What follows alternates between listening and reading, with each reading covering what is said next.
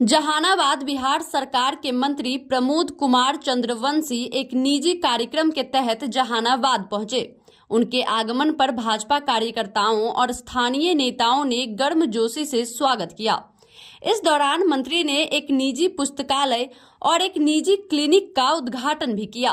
कार्यक्रम को संबोधित करते हुए मंत्री प्रमोद चंद्रवंशी ने कहा कि बिहार में डबल इंजन की सरकार जनता के हित में लगातार कार्य कर रही है। राज्य भर में सड़कों का तेजी से निर्माण हो रहा है। वहीं बिजली, रोजगार, पर्यावरण संरक्षण, खेल और उद्योग के क्षेत्रों में भी निरंतर विकास हो रहा है। उन्होंने कहा कि सरकार की योजनाओं का सीधा लाभ आम लोगों तक पहुंच रहा है।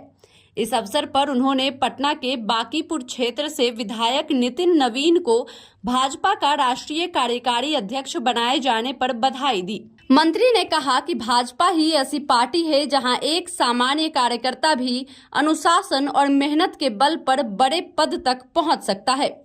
नितिन नवीन को मिली यह जिम्मेदारी बिहार के लिए गर्व की बात है और इससे राज्य को राष्ट्रीय स्तर पर लाभ मिलेगा।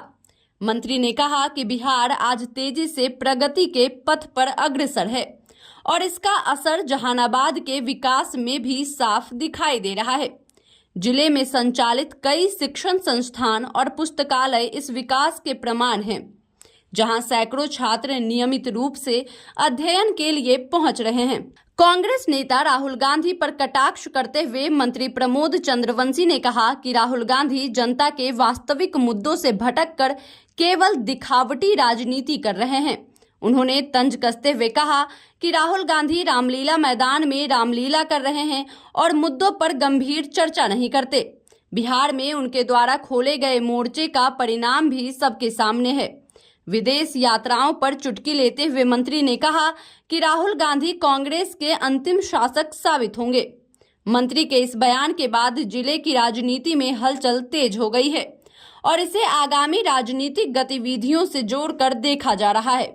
ये भाजपा में ही संभव है कि एक सामान्य कार्यकर्ता जो कभी कुछ नहीं सोचा हो वो किसी भी पद पर जा सकता है और अच्छा काम कर सकता है। इसीलिए भाजपा में कहा जाता है कि अनुशासन में रह करके आप चुपचाप पार्टी के लिए काम करते रहे, पार्टी सबको देखती है और यह भाजपा में ही संभव है। हम लोग भी कभी नहीं सोचे थे कि हम भी मंत्री बनेंगे और नितिन नवीन भी कभी नहीं सोचे थे कि हम राष्ट्रीय कार्यकारी राष्ट्रीय अध्यक्ष बनेंगे, लेकिन यह पार्टी का मैं केंद्रीय नेतृत्व को आपके चैनल के माध्यम से बधाई देता हूं कि बिहार को बहुत बड़ा उन्होंने तोहफा दिया है और पूरे बिहार की ओर से केंद्रीय नेतृत्व को बहुत बहुत धन्यवाद।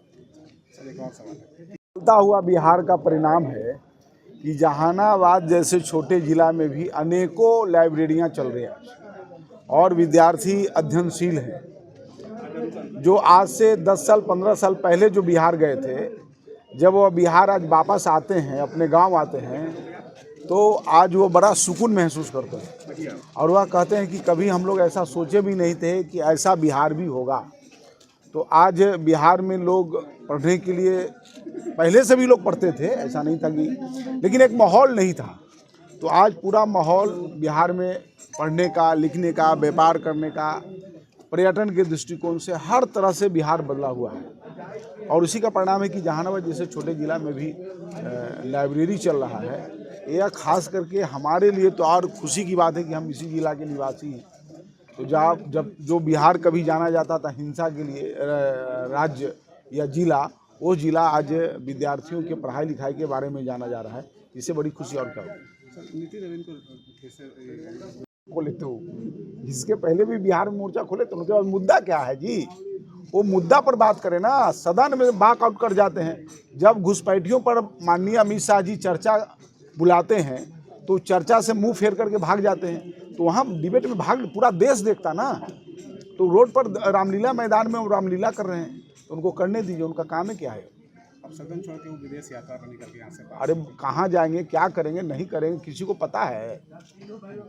वो राजनीतिक व्यक्ति थोड़ी हैं, वो राजनीतिक व्यक्ति नहीं है। अपना वो कहिए कि जैसे वो मुगल का अंतिम बादशाह क्या था, बहादुर शाह जफर ना, तो कांग्रेस के अंतिम शासक होंगे राहुल गांधी।